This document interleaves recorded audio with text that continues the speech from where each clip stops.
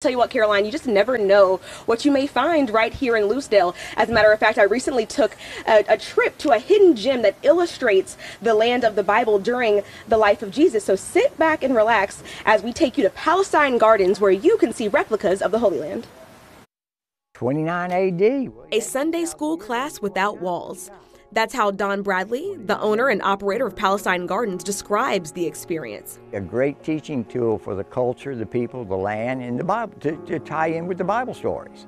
And so this is a visual aid of the Bible story. Just off the beaten path, visitors will want to wear comfortable clothes and walking shoes as Bradley takes them on a guided tour along a peaceful quarter-of-a-mile trail lined with replicas of biblical cities and landmarks. Visiting the gardens is like taking a step back into time. You begin the tour down at the Jordan River, and I tell people about Moses, how he viewed the land from here. Construction of the replicas began in the 1950s under the founder, Reverend Walter Harvell Jackson. Jackson wanted to give people a place to see and experience the Holy Land locally. Palestine Gardens officially opened in 1960. Bradley took over operations in 1994. As a child, he and his family visited the gardens from Hattiesburg. He remembers loving the garden's folk art style, but a deeper reason would lead him back as an adult.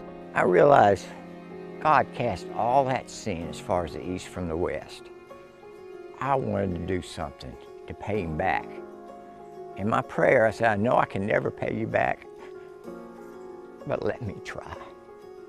Bradley's been maintaining the land and telling stories ever since. The Jericho Road, even up to the Heronian, which was a massive complex that Herod the Great built. But then you go to Jerusalem, and then, of course, all the events that are taking place in Jerusalem.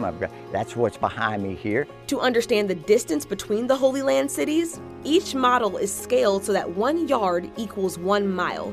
That's just one of the many intricate details to keep in mind. If you look closely at Jerusalem, you can see details such as figurines added to represent the 3 wise men and other characters, as well as ovens with bread baking inside. Each element helps bring the cities to life.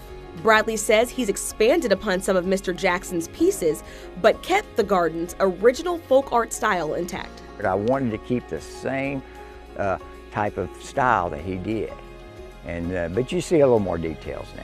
Some pieces still stand the way they did decades ago. I've never touched Bethlehem, and I want to paint it, do a little bit of work to it. If he does make changes to Bethlehem, they'd be only for restoration purposes. I can close my eyes and remember seeing Bethlehem when I was a little boy and 8 years old, and I want to restore that exactly what he had had. Except for Mondays, Palestine Gardens is open daily between March and November. Tours are estimated to take about an hour, but once Bradley begins to captivate you with each story, it may take a little longer. Reservations are not needed, and admission is free. I'm always ready for somebody to come.